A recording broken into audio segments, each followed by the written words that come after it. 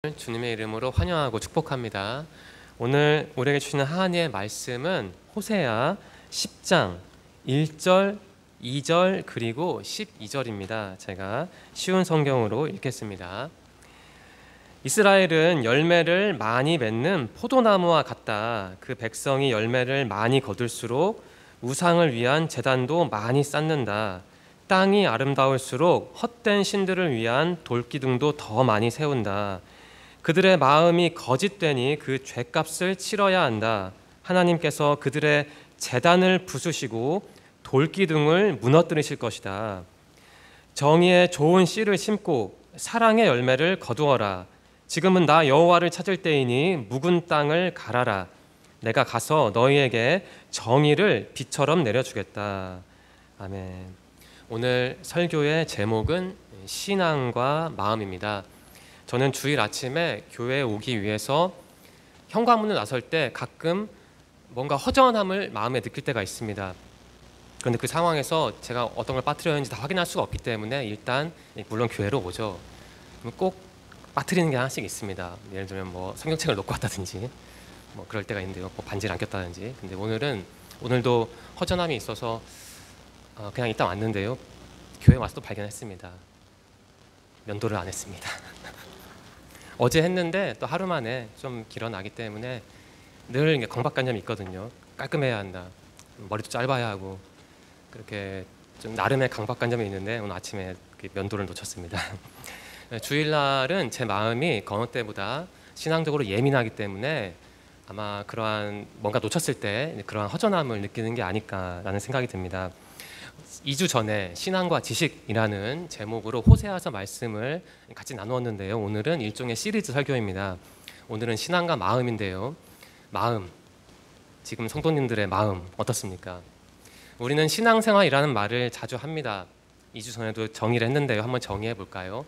생활이라는 단어는 다 아니까 중요한 건 신앙이죠.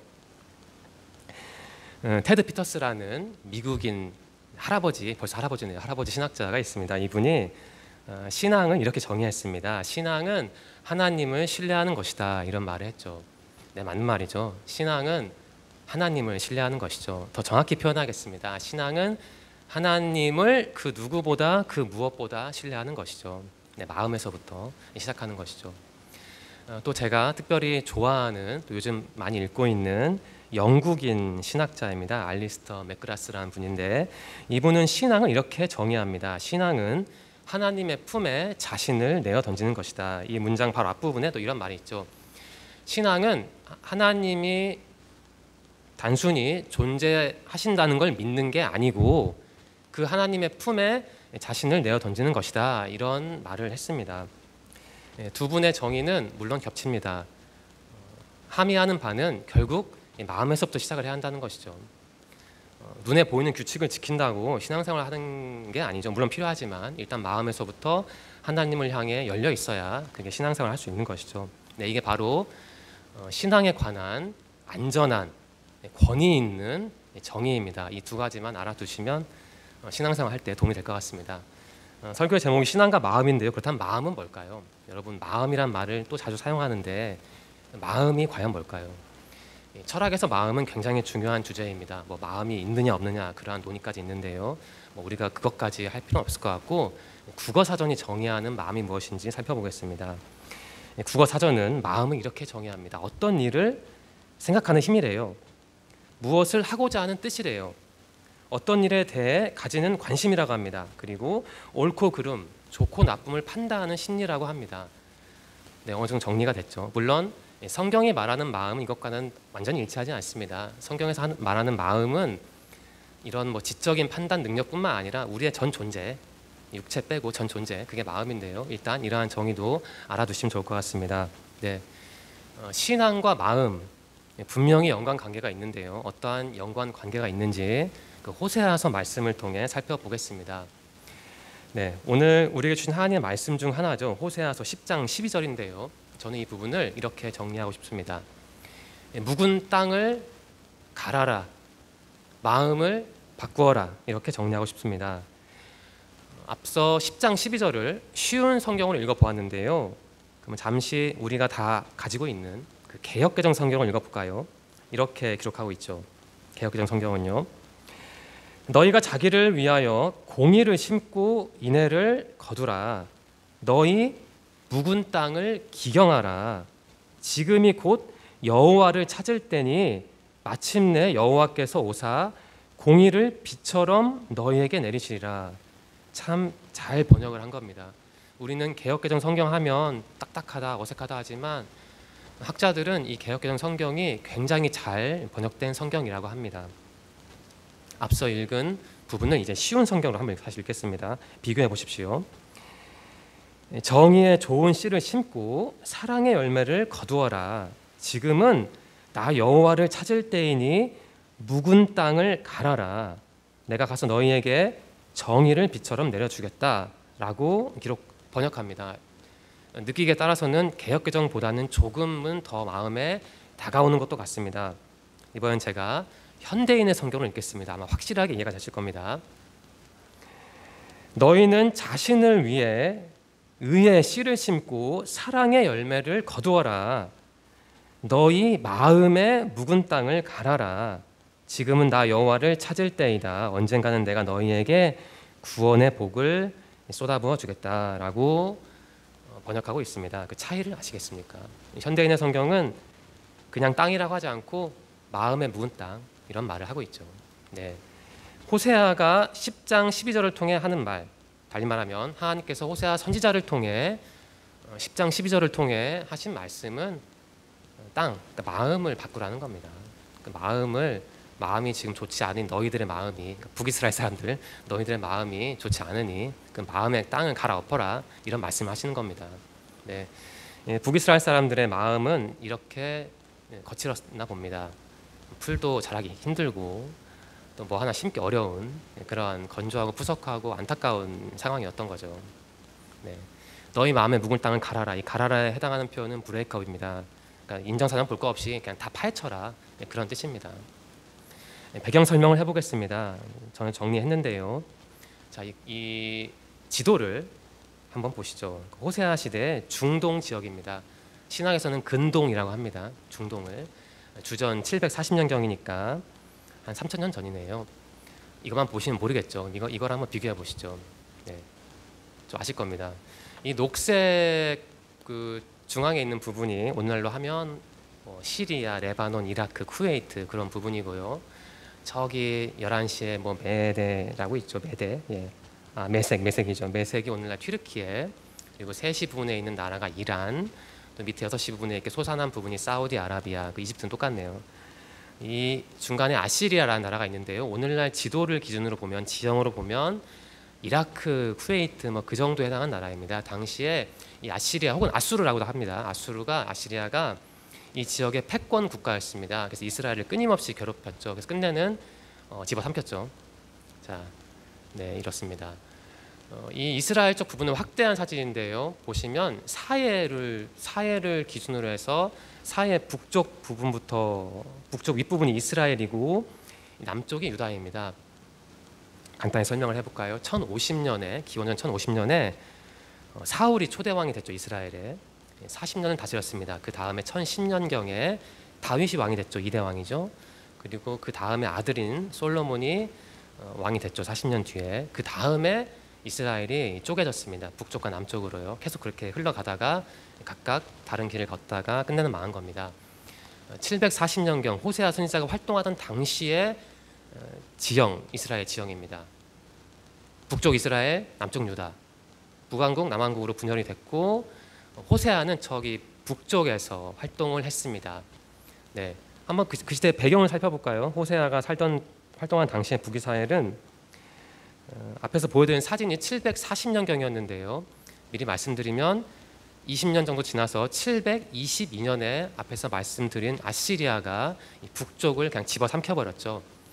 망하기 20년 전의 상황입니다. 지금 상황은요. 망하기 20년 전이면 뭔가 전조 증상이 있을 것 같은데 그렇지는 않아 봅니다. 잘 나갔대요. 당시 왕이 여로보암 2세였는데 경제적으로 굉장히 번성했다고 합니다. 그런데 심각한 문제가 있는데요. 당시에 북이스라엘 사람들은 자신들이 누리는 그러한 경제적인 번성과 어떤 풍요로움의 기원을 하나님으로 안 봤습니다. 그럼 뭘로 봤을까? 이 바알 신으로 봤습니다. 이스라엘 민족이 이집트를 탈출한 다음에 끝내는 돌고 돌다가 팔레스타인 이스라엘 땅으로 들어왔잖아요. 근데 당시에 팔레스타인은 물론 무인도는 아니었고 토착민이 있었죠. 그 사람들이 섬기던 신이 바알 신이었는데 안타깝게도 그 신을 계승을 했습니다. 그래서 타락을 한 것인데, 잘 나가면 하나님이 주신 것을 복으로 여기고 감사를 했어야 하는데 북이스라엘 사람들은 바알 신이 우리를 축복했다, 이렇게 정말 심각한 실수를 범했던 것이죠. 그런 상황이었습니다. 달리 말하면 북이스라엘 사람들은, 그리고 남쪽 나라 사람들도 우상을 숭배했습니다. 네, 정리하겠습니다. 호세아는 이 북쪽 나라에서 활동을 했습니다. 남쪽에서 활동했지만 주로 이 북쪽에서 활동을 했습니다. 사마리아였죠. 사역 초기에는 여로보암 2세 왕 치하에서 경제적으로 나라가 크게 번성하는 것을 목격했지만 불과 20년도 안 돼서 나라가 망했습니다. 아시리안 나라에 의해서 북쪽이 아예 사라졌습니다. 그럼 이러한 질문을 우리는 해야 합니다. 왜 북이스라엘은 망했을까요? 답을 말씀드렸죠. 북이스라엘 사람들이 이 바알을 섬겼기 때문입니다. 이 바알이라는 단어는 주인, 왕이라는 뜻인데요. 다른 이름은 하다드입니다. 풍요의 신, 농경의 신이죠. 폭풍의 신입니다. 오른손 왼쪽에 비와 이런 번개를 들고 있지 않습니까? 그 토착 신이었습니다. 이스라엘 사람들이 분명히 하나님께서 이집트에서 탈출도 시켜주셨고 광야에서도 보호해 주셨고 먹을 게 없을 때 먹을 것도 주셨고 다 구원해 주셨는데도 불구하고 우리가 누리는 것의 기원은 이 신이다라고 착각을 했던 겁니다. 그 이유는 모르겠습니다. 그러니까 타락을 했으니까 그렇겠죠. 네.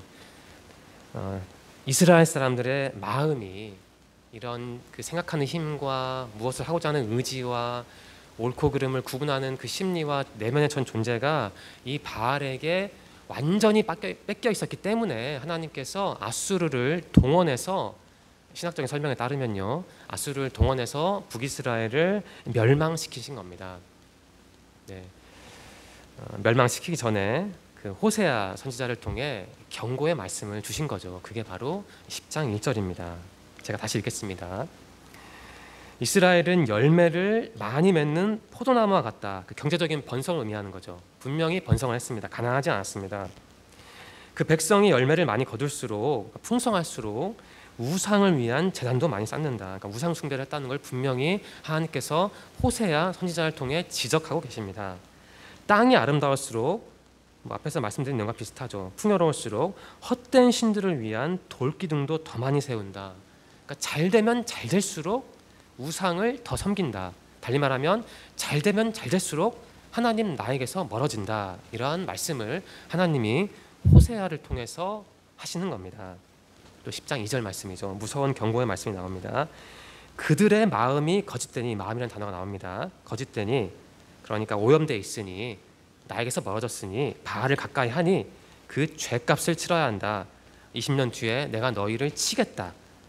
아시리아를 동원해서 하나님께서 그들의 제단을 부수시고 돌기둥을 무너뜨리실 것이다. 너희들이 섬기는 그런 쓸데없는 우상의 모든 형태를 내가 다 부수어 버리겠다라고 경고를 하셨고, 정말 18년 뒤에 그렇게 됐습니다.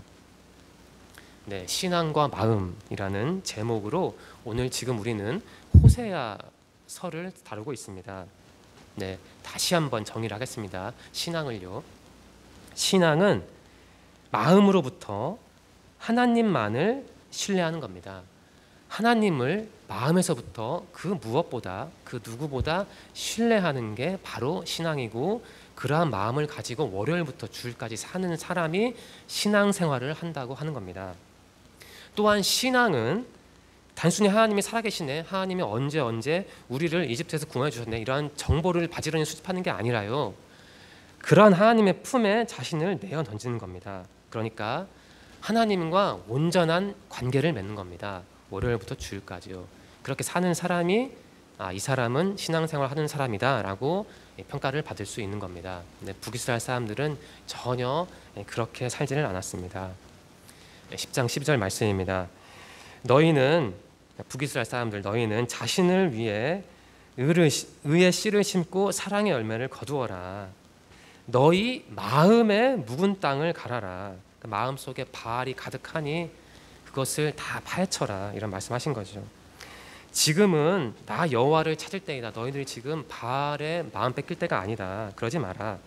언젠가는 내가 너희에게 구원의 복을 쏟아부어 주겠다. 이 마지막 문장이 우리가 집중적으로 뒤에서 살펴볼 부분입니다.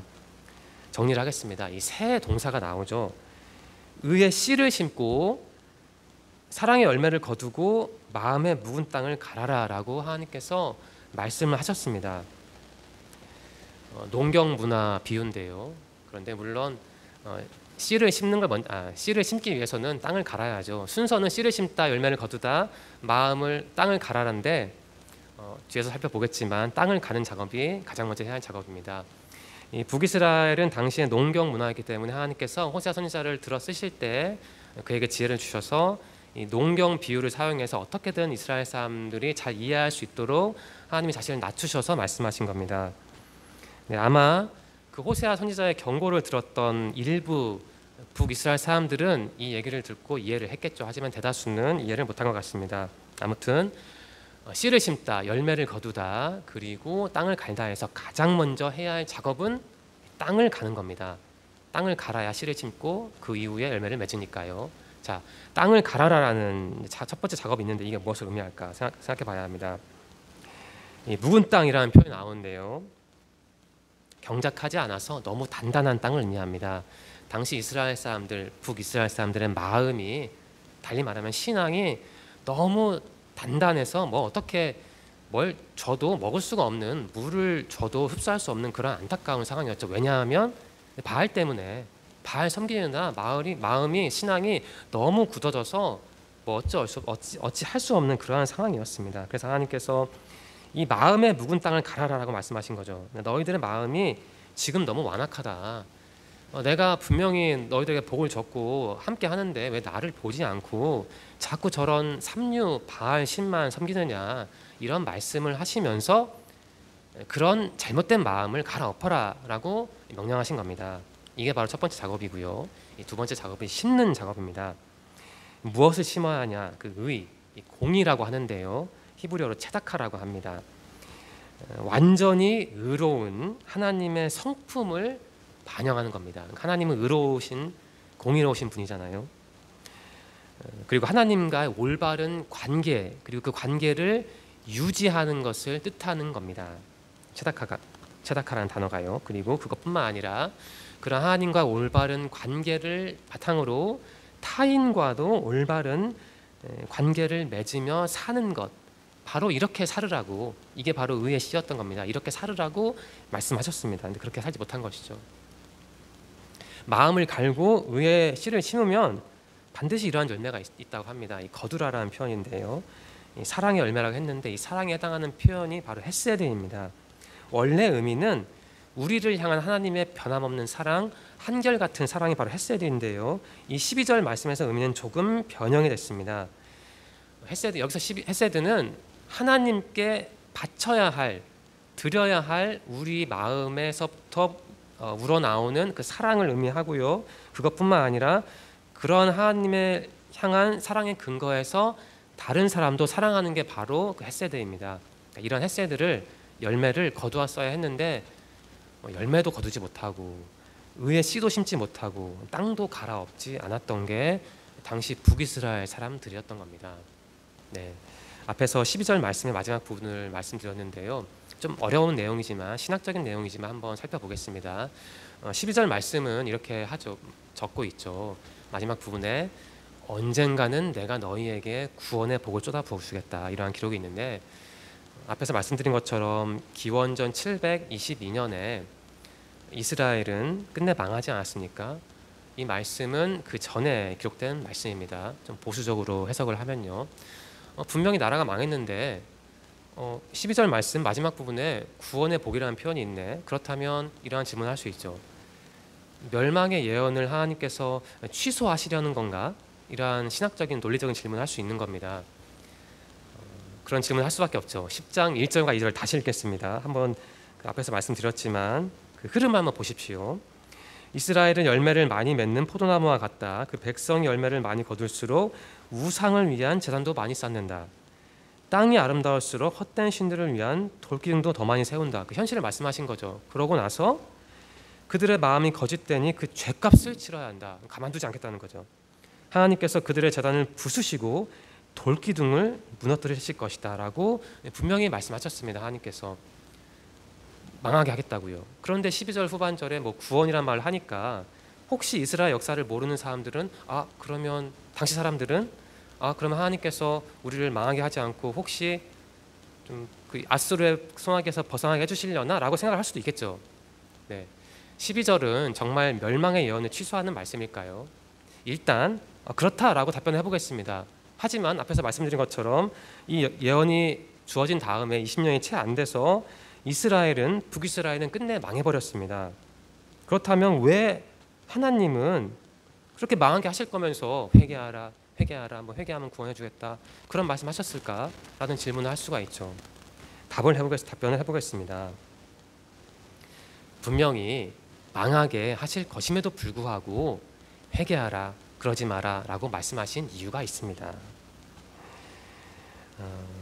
결국 망하게 될 텐데 너희들이 망한 이유는 나 때문이 아니고 나는 분명히 말을 했다, 회개하라고. 하지만 너희는 회개하지 않았다. 그러니까 너희 잘못이야. 그것을 말씀하신 것이죠.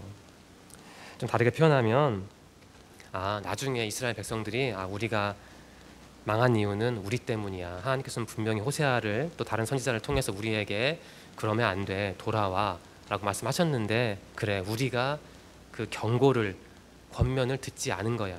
그러니까 우리 잘못이야. 이러한 깨달음을 주기 위해 그러한 그 경고를 하셨다고 해석할 수도 있습니다. 네, 따라서 12절 말씀은 멸망 예언의 취소를 의미하나라는 질문에 예라고 답할 수 있고 또 이러한 신학적인 설명을 추가할 수 있는 것이죠. 12절은 멸망 예언의 취소를 의미할까? 앞에서 예스라는 답을 했는데 그럼 반대로 노라는 답을 해보겠습니다. 어차피 망했기 때문에 멸망 예언의 취소는 아니다. 이렇게 답을 할 수가 있죠, 분명히. 네, 이 북이스라엘 멸망은 확정된 사안이었습니다. 하나님은 너희가 우상을 섬겼으니 분명히 그 죄값을 치러야 한다라고 말씀하셨고 말씀하신 대로 그 나라는 북이스라엘은 망했습니다. 하지만 여기서 조금 어려운데요. 이 망했다는 표현을 좀 나눌 필요가 있습니다. 멸망한 게 정말 모든 사람이 다 망한 것은 아닙니다. 사실은 구성원 전체가 다 망한 건 아닙니다. 물론 역사적으로 보면, 전체적으로 보면 분명히 나라가 넘어갔으니 망한 것이죠. 하지만 일부 구원을 받은 사람들도 있습니다. 죽지 않고 끌려가서 또 그곳에서 나름의 신앙을 발전시킨 무리들이 있었던 것이죠. 그러니까 육체적으로나 정신적으로나 신앙적으로나 끝나지 않은 소수겠죠. 소수의 사람들이 분명히 있었습니다. 그러니까 멸망에서 면제된 부류가 있었던 것이죠. 그러니까 이러한 국가적인 멸망이 있을 텐데 하지만 개인적으로는 분명히 살 수가 있으니 개인적으로 회개해서 개인의 구원을 얻으라. 이러한 신학적인 설명도 가능합니다. 그러니까 신학적인 답변은 좀 복잡합니다. 예, 아니요로 구분하기 어려운 그러한 영역이, 겹치는 영역이 있으니까 그러한 점을 한번 염두에 두시라고, 참고하시라고 소개해 드렸습니다. 네, 호세아서 10장 1절과 2절과 12절 말씀을 살펴보았습니다. 세 가지 질문을 드리겠습니다. 질문을 잘 기억하셨다가 나름대로 한번 답변해 보시기 바랍니다. 이러한 질문을 할 수 있죠. 이 북이스라엘 사람들은 번성을 할수록 우상을 섬겼습니다. 잘 되면 될수록 더 심하게, 더 멀리 하나님으로부터 멀어졌습니다. 어떻게 북이스라엘 이야기를 듣고 나서 그 이야기를 멀리 두고 무슨 위인전기 있듯이 이렇게 읽을 수 있겠어요, 우리가? 사실은 우리에게 하시는 말씀입니다. 성경책은 우리에게 주어진 보편적인 의미를 지닌 말씀이지 몇천 년 전에 어떤 일부 작가 혹은 작가들이 그냥 기록한 역사책은 아니죠. 그렇게 보면 사실 의미가 없죠. 따라서 다소 비약을 하더라도 우리는 북이스라엘을 향해 주어진 그러한 질문과 경고와 권면을 자꾸 자기화해야 합니다. 네, 북이스라엘 사람들은 번성할수록 우상을 섬겼습니다. 그렇다면 우리에게 이 질문을 변형해서 던져야 하죠. 여러분과 제가 섬기는 우상도 분명히 있습니다. 우리는 사람이기 때문에 절대 하나님만을 100% 그래야 하지만 섬길 수는 없습니다. 어떻게 그렇게 하겠어요? 자, 우상 어떻게 정의하면 좋을까요? 하나님보다 내가 더 좋아하는 것이라고 정의하겠습니다. 뭐 하나님보다 좋아하는 사람도 엄밀히 보면 우상이라 볼 수 있는데, 또 우리가 사랑으로 묶여있기 때문에 뭐 그렇게 정의하기는 좀 힘든 부분도 있죠. 부모님을 사랑할 수 있으니까 분명히, 부모라면 자식을 사랑할 수도 있고요. 물건으로 한정하겠습니다. 현상으로. 여러분과 제가 하나님보다 더 위에 올려놓은 게 분명히 있습니다. 돈일 수도 있고, 뭐 대학일 수도 있고, 뭐 취직일 수도 있고, 애인일 수도 있겠네요. 결혼일 수도 있고 뭐 그런 게 있을 텐데, 여러분 하나님보다 더 위에 위치시킨 게 저도 있습니다. 말씀드릴 수 없지만 그걸 내려놓으려고 하는데 쉽지는 않죠. 분명히 그런 게 있을 텐데, 그게 뭔지 알아야 그걸 내리든지 하지, 그냥 이러한 질문도 생각하지 않고 우상이 뭘까 고민도 안 하면 사실은 발전이 없는 것이죠. 좀 가슴 아픈 질문이지만 분명히 우리가 하나님보다 더 위에 올려놓은 게, 달리 말하면 내가 하나님보다 더 사랑하는 게, 가장 사랑하는 게 있습니다. 그게 뭔지 한번 점검해 보시기 바랍니다. 두 번째 질문입니다. 하나님은 우상을 섬긴 북이스라엘 사람들에게 그 멸망을 경고하셨죠. 분명히 우리에게 주어지는 경고라고 자기화해야 합니다. 여러분은 하나님은 어떠한 분으로 알고 있습니까? 제가 가만히 찬양을 보면, 뭐 찬양 사역자들을 제가 비판하거나 또 우리 찬양팀을 뭐라고 하는 게 절대 아닙니다. 또 제가 뭐 전문적으로 모든 그 CCM 같은 것을 다 이렇게 통계를 낸 건 아닌데요. 경험적으로 찬양을 들을 때 느끼는 것은 보통 사랑의 하나님이라고 말하는 것 같아요. 나를 사랑의 하나님 좀 구체화해 볼까요? 나를 용서하시고, 내가 돈이 없을 때 돈을 주시고, 내가 뭔가 부족할 때 나에게 그 부족함을 채워주시고, 내가 외로울 때 나를 위로해 주시고 나의 눈물을 닦아주시는데, 그런 하나님을 우리가 많이 이해를 하죠. 맞는 겁니다. 하나님을 그렇게 이해하지 않으면 우리가 어떻게 신앙생활을 하겠어요. 다만 문제는 하나님을 그렇게만 계속 이해하는 거예요. 사랑, 사랑, 사랑, 끝까지 사랑. 하지만 성경을 봐도 그렇고 예수님도 말씀하셨지만 하나님은 결코 사랑의 하나님만은 아닙니다. 하나님은 공의의 하나님, 정의의 하나님입니다. 쉽게 표현하면 잘못을 하면 경고하고 계속 하시다가 책임을 물으시죠. 식상한 비유지만 부모 비유와 똑같습니다. 어떻게 부모가, 비록 저는 부모는 아니지만 어떻게 자식에게 늘 좋은 것만 주겠어요. 때리기도 하고 체벌도 하는 것이죠. 왜냐하면 사랑하니까. 우리는 하나님을 보통의 경우에 의식적이든 무의식적이든 나를 위한 나의 하나님, 나에게 좋은 것을 주시는 분, 이렇게 이해를 합니다. 그것을 크게 사랑의 하나님이라 하죠. 하지만 하나님은 사랑의 하나님뿐만 아니라 정의의 하나님, 또 체벌도 하시는 하나님이기도 합니다. 북이스라엘 사람들은 그런 하나님을 잘 균형적으로 이해하지 못하고 아마 편향된 방식으로 접근했던 것 같아요. 그리고 오늘 설교와는 좀 결이 다르지만 예수님의 제자들도 예수님이 돌아가시 전까지는 예수님, 그러니까 하나님을 한쪽 면으로만 봤죠. 사실 그게 문제입니다. 한 가지 면만 보는 것. 여러분에게 하나님은 어떤 분입니까? 여러분은 하나님을 사랑의 하나님, 또 공의 하나님을 균형적으로 이해하고 있나요? 아니면 그냥 나에게 좋은 것 주시는 분, 이렇게만 이해하고 있나요? 세 번째 질문입니다. 호세아는 하나님께 마음을 고정하라고 권면한 것이죠. 마음이 핵심입니다. 마음. 그렇다면 여러분과 저의 마음은 그 무엇에 고정되어 있습니까? 첫 번째 질문과 좀 결이 비슷한 질문이기도 한데요. 중요한 건 마음 같습니다. 물론 사람마다 생각은 다르죠. 하지만 저는 이 호세아서 말씀에 이 10장 1절, 2절, 12절 말씀에 기초해 생각을 한다면 신앙생활의 시작점이라 할 수 있는 것은 마음 같습니다. 물론 행동도 필요하죠. 하지만 일단 마음부터 뭔가 정돈이 되고 고정이 되고 지향점이 확실히 있어야 우리가 신앙생활을 잘 할 수 있는 것 같습니다. 그런 맥락에서 볼 때 과연 우리의 마음은 지금 어디에 고정되어 있을까요? 어제는 중요하지 않은 것 같습니다. 미래도 오지 않았으니까 그렇게 중요하지 않은 것 같아요. 지금이 중요하죠. 지금 내 마음은 무엇에 고정되어 있나? 어떤 사람에 고정되어 있나? 아니면 내 통장 잔고에 예금과 적금 그 이율에 고정되어 있나? 아니면 하나님께 고정되어 있나? 이것을 구분해야 하는 것이죠. 그러니까 결국 마음이 중요한 겁니다. 네, 세 가지 질문을 드렸는데요. 그러면 세 가지 메시지를 한번 추출해 보겠습니다. 첫 번째는 이겁니다. 내가 누리는 하나님의 축복이 분명히 있습니다. 그런데 때로는 그 축복이요, 나를 하나님에게서 멀어지게 하는 함정이 될 것 같습니다.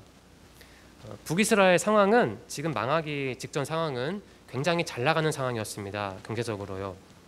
그런데 북이스라엘 사람들은 자신들이 누리는 그러한 복의 근원을 하나님이 아닌 바알로 봤습니다. 만일 하나님으로 봤다면 그 복에 대해서 감사했을 테고 더 받았을 테고 그러한 선순환이 이루어졌을 텐데, 그 복을 바알 신이 준 걸로 이해했으니, 착각을 했으니 하나님에게서 당연히 멀어지는 것이죠. 이러한 현상을 변형시켜서 우리에게 적용할 수 있습니다. 여러분과 저에게 하나님이 분명히 복을 주셨습니다. 건강일 수도 있고, 말을 잘하는 능력일 수도 있고, 다른 찬양하는 능력일 수도 있는데, 그것을 반드시 이것은 하나님으로부터 온 것이다라고 이해를 하지 않으면 자칫 그러한 복이 하나님과 나를 가르는, 그 거리를 멀게 하는 도구가 될 수 있다는 거죠. 그러니까 함정이 될 수 있다는 겁니다. 그러니까 우리가 누리는 복이 우리를 휘감은, 우리를 부여잡는 그러한 덫이 될 수 있는 거예요.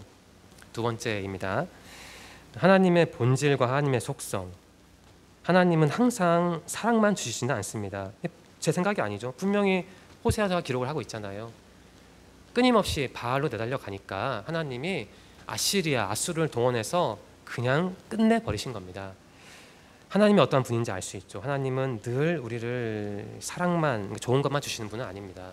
분명히 잘못된 것에 대한 책임도 추궁하시죠. 물론 그 책임, 추궁도 사랑이라는 관점에서 이해는 할 수 있지만, 어쨌든 구분을 하자면, 논리적으로 구분을 하자면 하나님의 사랑과 하나님의 공의를 우리가 다르게 봐야 한다는 겁니다. 세 번째입니다. 신앙과 마음이라는 주제를 통해 오늘 호세아서 말씀을 살펴봤는데요. 결국 신앙생활이라 함은 마음을 하나님께 드리는 게 아닐까라고 저는 생각합니다. 제 생각은 아니고요. 호세아서 말씀에 기반한 생각입니다. 이 마음이 중요한 것이죠. 마음이 뭔지 정의하지 않더라도 굳이 우리의 내면이라고, 우리의 전 존재라고 보더라도 이 마음이 중요한 것이죠. 그러니까 신앙이라는 그 애매모호한 단어를 오늘은 마음을 통해, 조금 더 구체적인 단어를 통해 한번 정리를 해본 겁니다. 네, 신앙과 마음이라는 제목으로 호세아서 말씀을 함께 나누었습니다. 오늘 제가 마지막으로 여러분들과 한 줄 나눔을 하고 싶은데요. 10장 1절과 2절 그리고 12절 말씀을 제가 나름대로 충분히 묵상한 다음에 생각한 겁니다. 바로 이겁니다. 지금 여러분의 마음 안에는 뭐가 있습니까? 지금입니다. 지금. 어제는 중요하지 않고 오늘 아침도 중요하지 않습니다. 점심 먹을 때도 중요하지 않고요. 내일도 전혀 중요한 게 아닙니다. 지금이요. 지금 이 소망교회 2층 예배당에 앉아 있는 여러분과 저의 마음 안에는 지금 누가 있습니까? 하나님이 있습니까? 아니면 다른 게 있나요? 네, 그게 중요한 것 같습니다. 지금 내가 하나님과 함께 하는가 하지 않는가. 지나간 것은 잊었으면 좋겠습니다. 앞으로 오지 않을 것도 일단 구분했으면 좋겠습니다. 지금 내 안에, 내 마음 안에 누가 계시는가. 하나님이 계셔야겠죠. 100% 하나님을 채울 수 없다 하더라도 그래도 한번 비율을 따져보자면 그래도 한 70%는 넘어가지 않겠어요. 우리가 사람이니까 걱정도 있고 또 열망도 있으니까 다른 부분도 우리 마음에 들어오겠지만 그래도 하나님으로 최대한 가득 채워가야 하지 않겠습니까? 이번 주 호세아서 10장 1절과 2절, 12절 말씀을 한번 깊이 묵상하시기 바랍니다. 그리고 이 말씀을 이 마음이라는 단어로 한번 나름대로 정리해 보시기 바랍니다. 나의 마음은 하나님께 향하고 있나? 나의 마음은 하나님께 고정되어 있나? 이 마음에서부터 신앙생활을 시작하는 것이죠. 신앙은 하나님을 신뢰하는 것이고 그러한 하나님께 자신을 내어 던지는 거래요. 이것은 마음에서부터 시작합니다. 이번 주 호세아서 말씀을 통해 여러분의 신앙생활을 마음과 연관지어서 묵상함으로써 하나님이 주시는 풍성한 은혜를 누리시기를 소망합니다. 기도드리겠습니다. 하나님 감사합니다. 오늘도 저희를 기억해 주시고 또 교회로 불러주시고 예배드리게 하시니 감사합니다. 무엇보다 주님의 말씀을 마음으로 깨닫게 하시니 감사합니다. 하나님, 오늘 우리는 호세아서 10장 1절과 2절 12절을 통해 우리의 마음이 우리의 신앙과 밀접하다라는 것을 배웠습니다. 하나님 당시 북이스라엘 사람들은 마음이 오염되어 있었습니다. 하나님을 향하지 않았습니다. 그들의 마음에는 하나님이 없거나 희박했습니다. 그래서 그들은 망했습니다. 하나님, 이 북이스라엘의 역사를 그저 단순한 역사 한 조각으로 이해하지 않고 우리들이 우리의 삶에 우리 자신에 적용하기를 소망합니다. 우리의 마음도 혹시 당시 북이스라엘 사람들의 마음처럼 오염되진 않았나 점검하기 원하며 우리의 마음 안에 어떻게 하면 하나님을 가득 채울 수 있을까 연구하고 묵상하기를 소망합니다. 하나님, 새로운 한 주가 다가옵니다. 우리의 몸과 마음을 지켜주시고 다음 주에도 이 자리에 모여서 온 마음을 다해 주님께 예배드릴 수 있도록 인도하여 주옵소서. 함께 하실 것을 믿으며 예수님의 이름으로 감사하며 기도드립니다. 아멘.